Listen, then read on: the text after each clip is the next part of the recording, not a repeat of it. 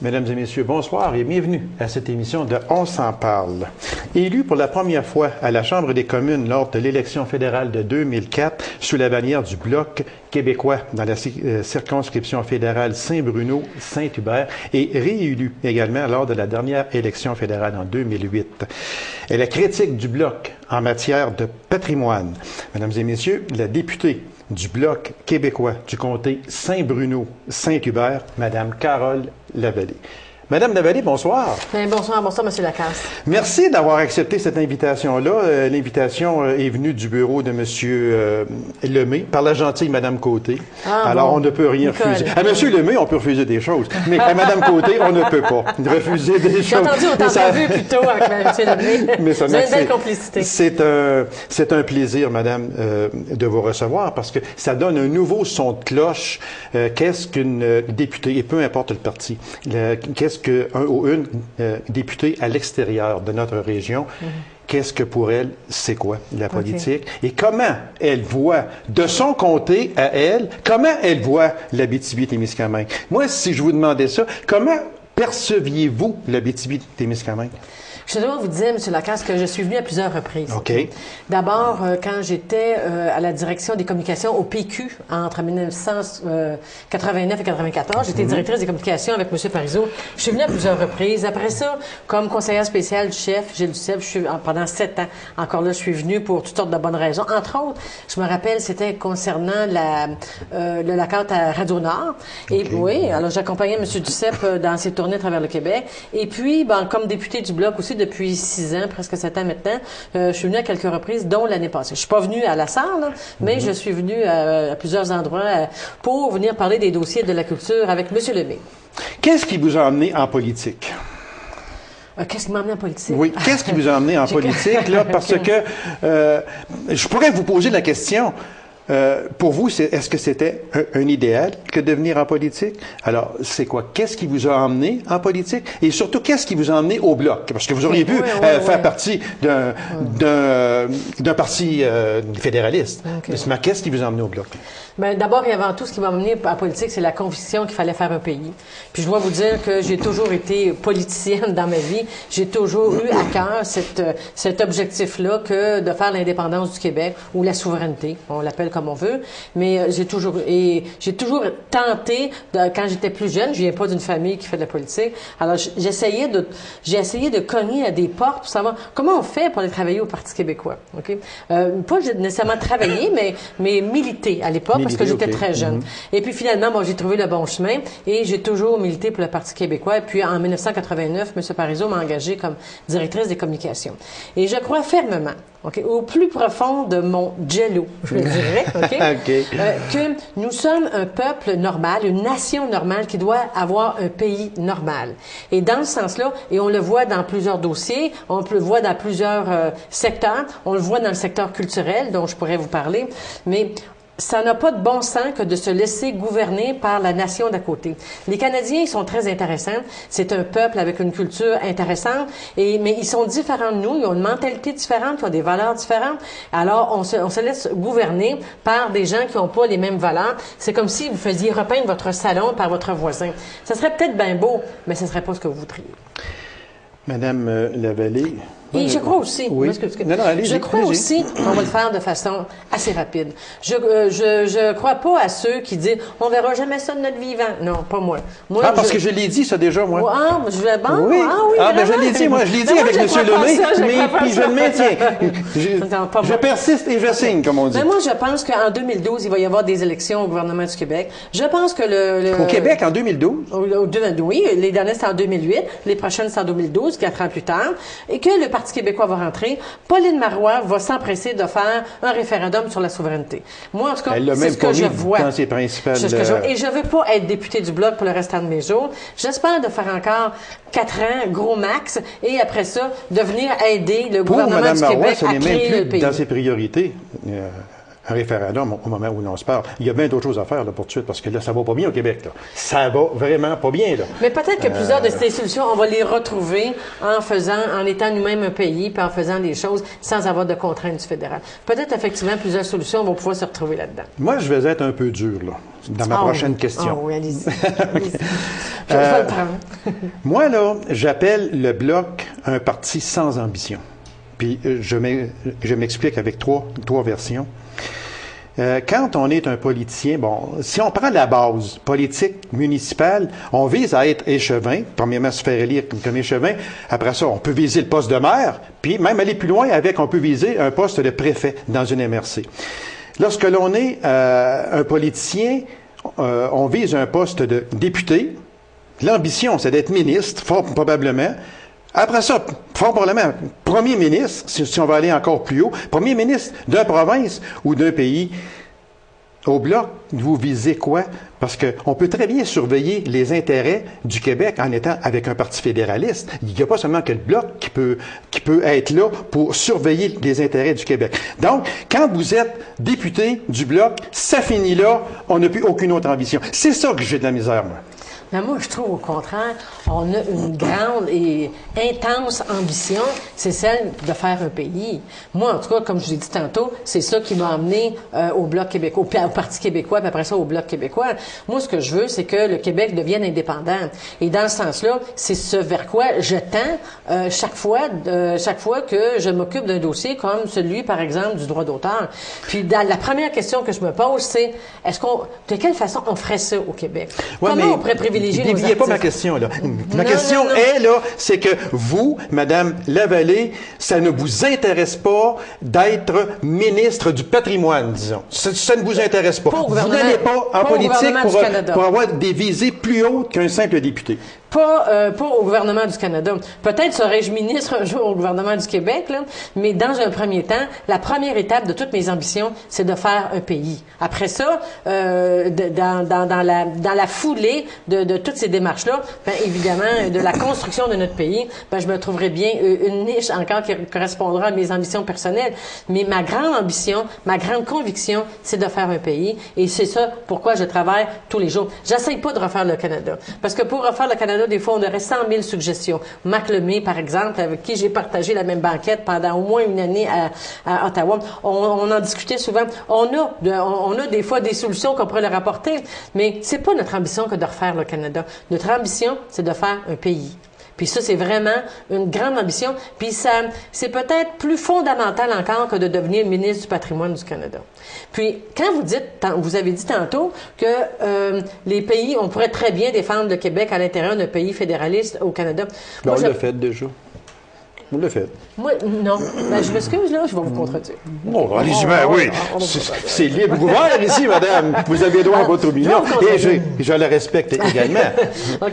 Mais je vais vous contredire parce que tous les partis politiques, libéraux, conservateurs, ou nommez le nom que vous voulez, les partis politiques fédéralistes, tous les députés de ces formations-là qui ont siégé à Ottawa, n'ont pas réussi à protéger et à défendre les intérêts du Québec. Ils étaient toujours, et ils le sont encore, toujours, ils se font mettre des embûches par leurs caucus qui doivent tenir compte des intérêts de l'Alberta ou d'Edmonton. Prenez par exemple l'amphithéâtre de Québec. Évidemment, les gens de Québec trouveraient ça normal que le gouvernement fédéral vienne les aider à construire cet amphithéâtre-là, puisqu'on dit non, parce qu'on l'a déjà refusé à Edmonton. C'est un exemple très simple. C'est sûr que si le fédéral embarque dans ça, ça ne sera pas le seul amphithéâtre qu'il va falloir qu'il subventionne. Là. Effectivement. Il y en a à la grandeur du pays. Et la raison qu'on donne, c'est qu'on ne peut pas faire ça, malgré la volonté de tous les députés conservateurs du Québec. On les a vus, les 7-8 endosser le chandail des Nordiques.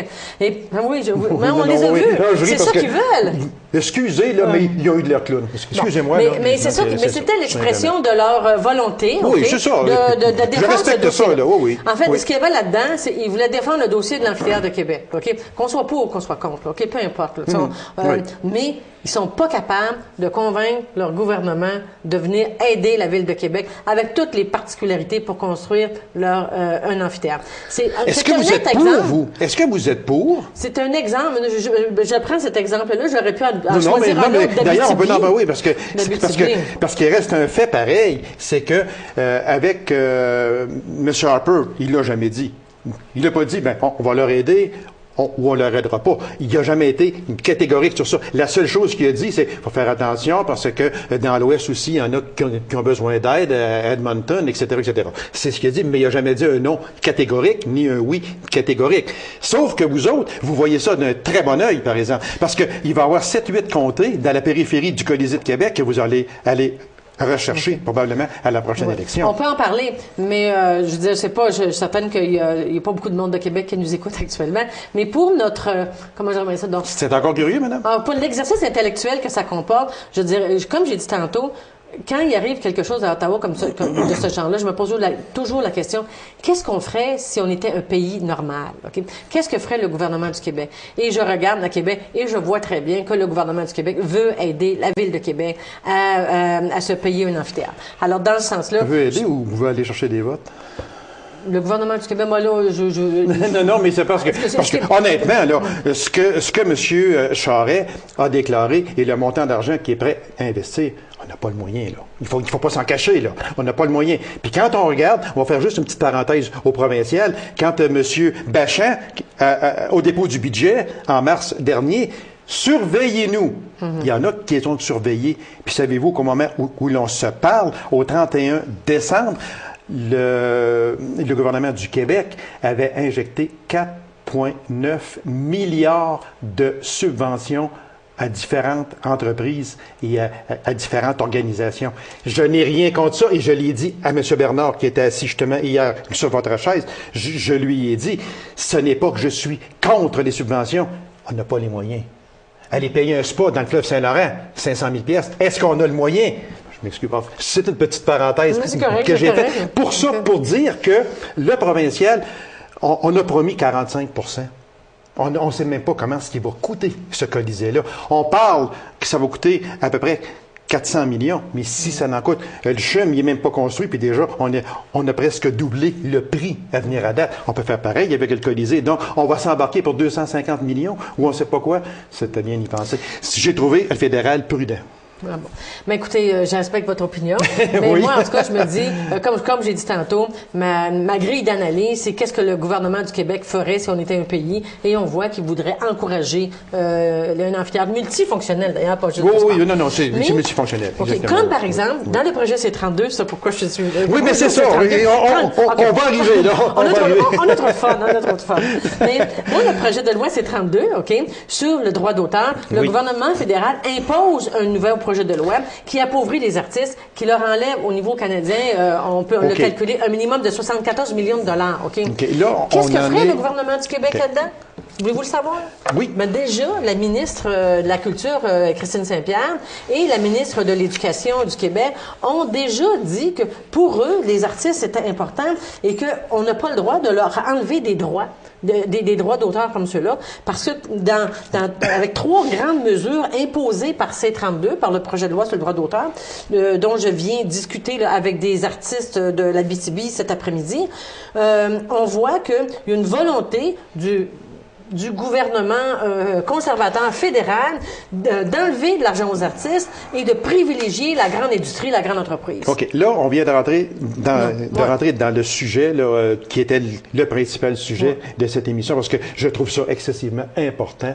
Les droits d'auteur, c'est primordial. Je suis contente de vous l'entendre dire.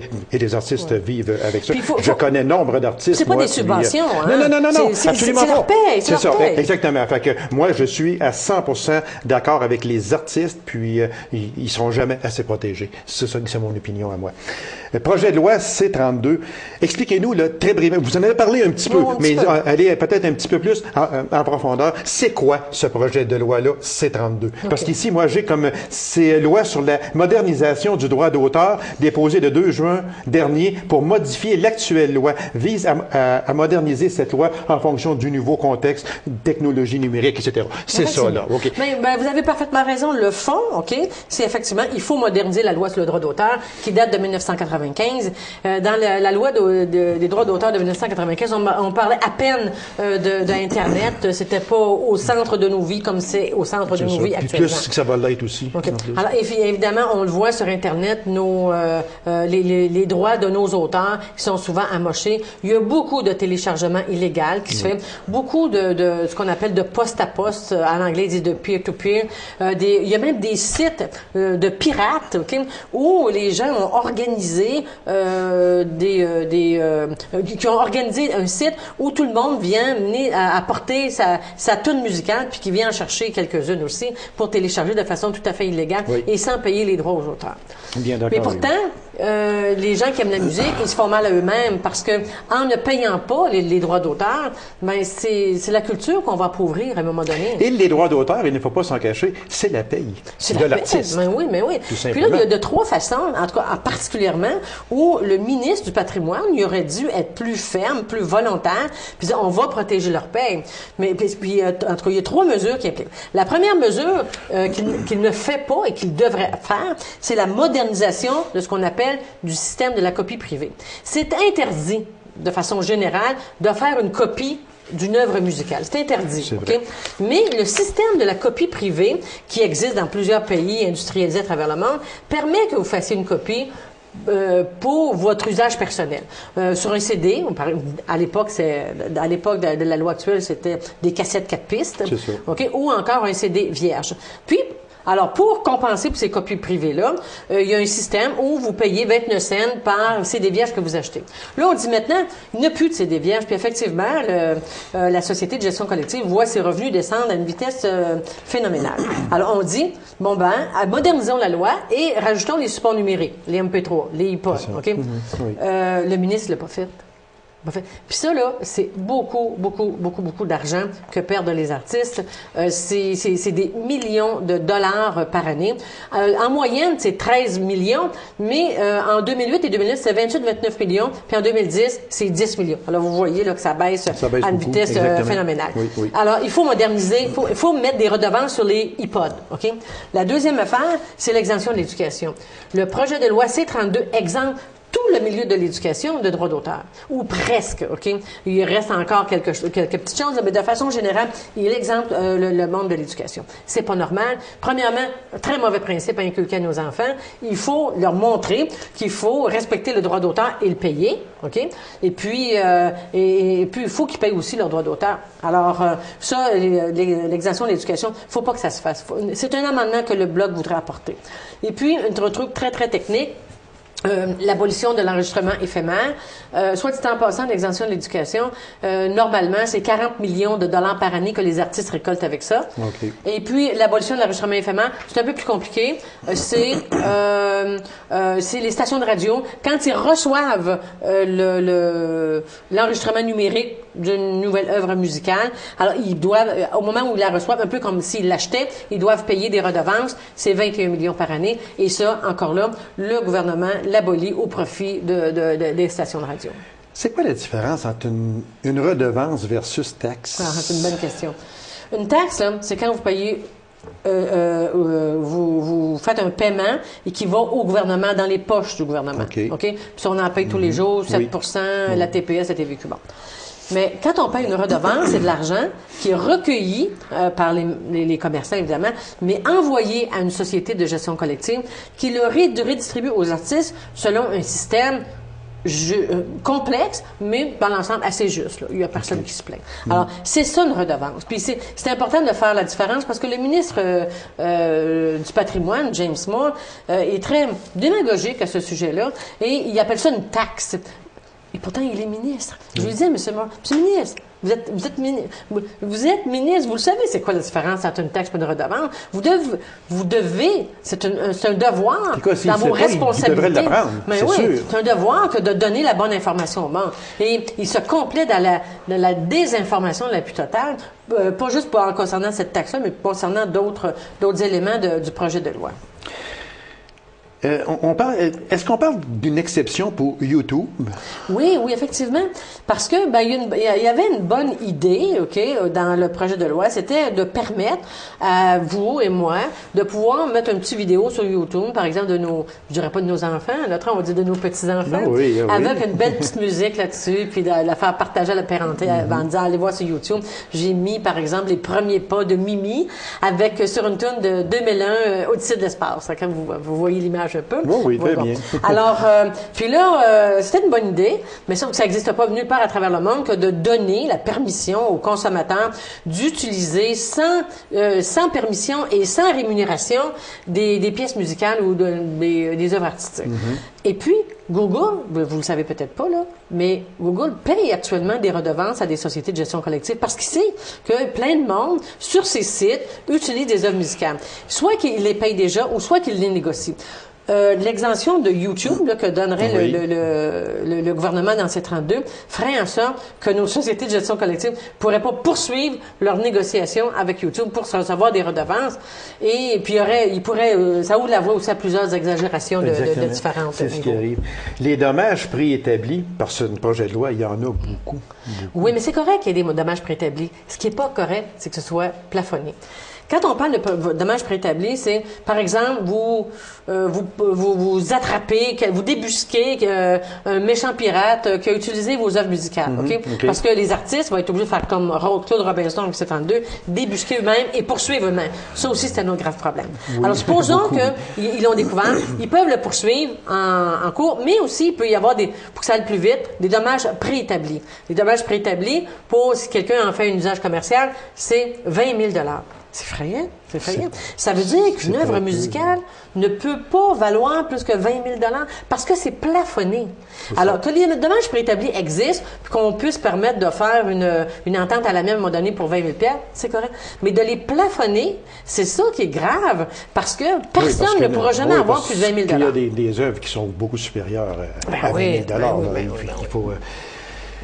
Fait que, dans tout ça, Madame Lavallée, les artistes, eux autres, demandent quoi exactement, là? Bien, comme ils demandent, premièrement, de moderniser le système de la copie privée.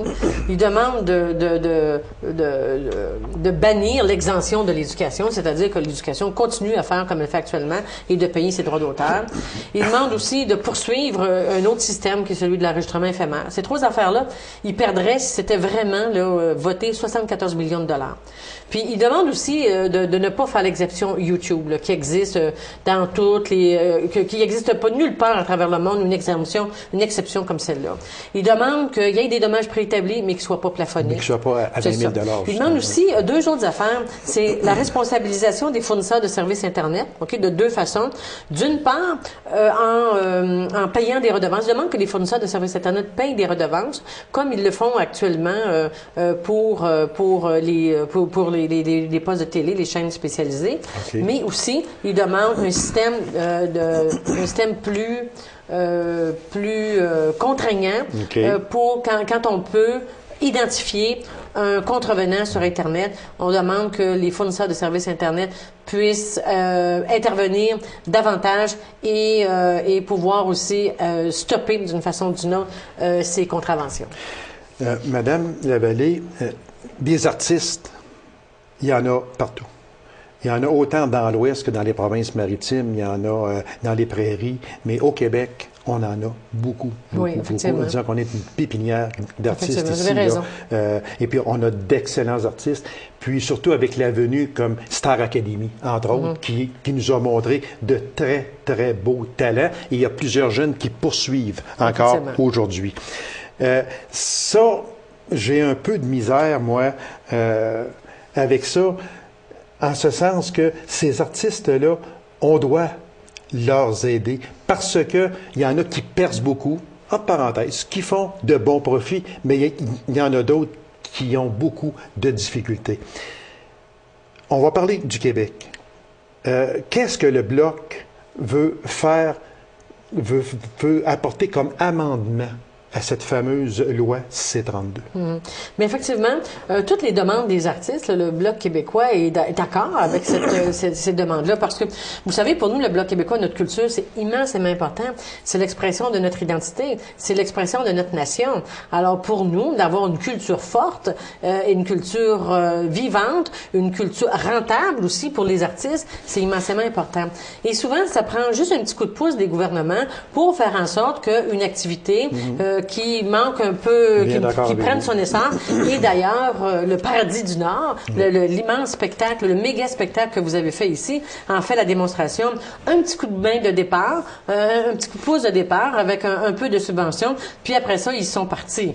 Alors, mais c'est de ça que les artistes ont besoin, et c'est ça aussi que le Bloc québécois, évidemment, épouse les demandes des artistes parce qu'on les trouve raisonnables de façon générale. Et ce projet de loi-là, le C-32, il est rendu où au moment où l'on se parle?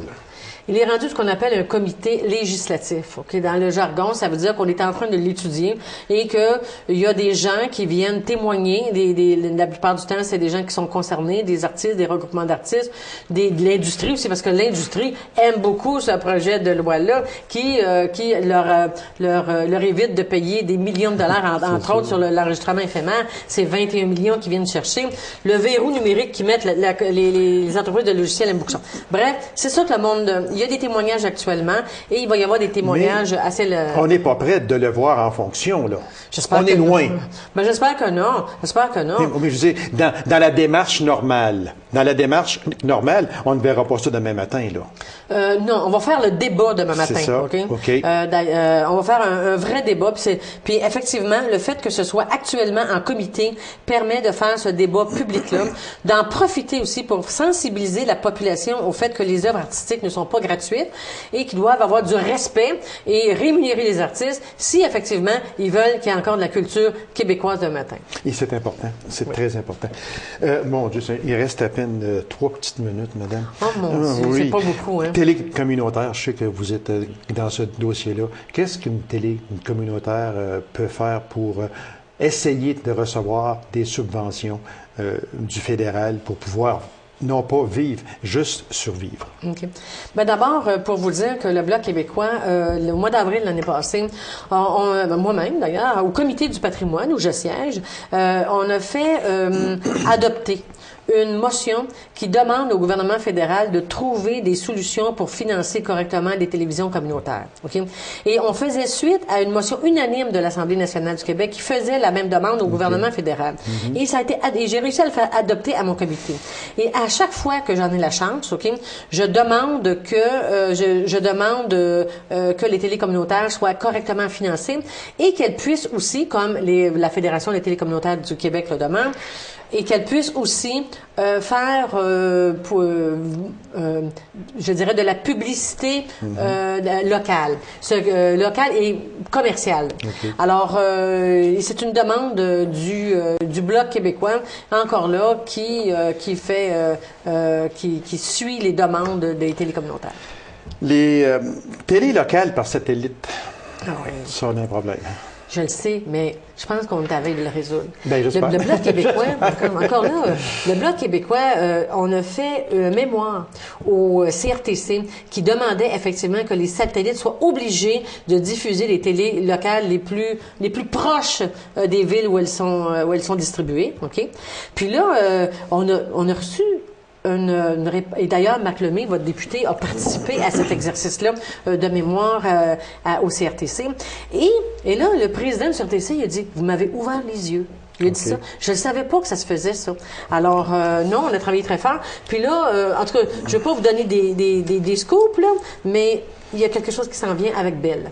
Bon, à ce sujet. On va suivre ce dossier-là de très près, Mme Lavallée, également le projet de loi C-32. Je vous remercie infiniment d'avoir accepté notre invitation. Ça fait toujours plaisir de recevoir des gens à cette émission-là et puis surtout des gens de l'extérieur. Je n'ai rien contre les gens de chez nous, là, absolument pas, absolument pas. Sauf qu'un nouveau son de cloche, qui ça fait du bien d'en recevoir. Alors, Madame Lavallée, je vous remercie infiniment. Puis, je pense que vous maîtrisez, pas que je pense, vous maîtrisez à la perfection le projet de loi C-32 et ne le laissez pas aller, s'il vous plaît. D'accord. Je vous remercie beaucoup, Merci. madame. Alors, mesdames et messieurs, merci d'avoir été là et on se donne rendez-vous à une prochaine émission de On s'en parle. Au revoir et bonne semaine.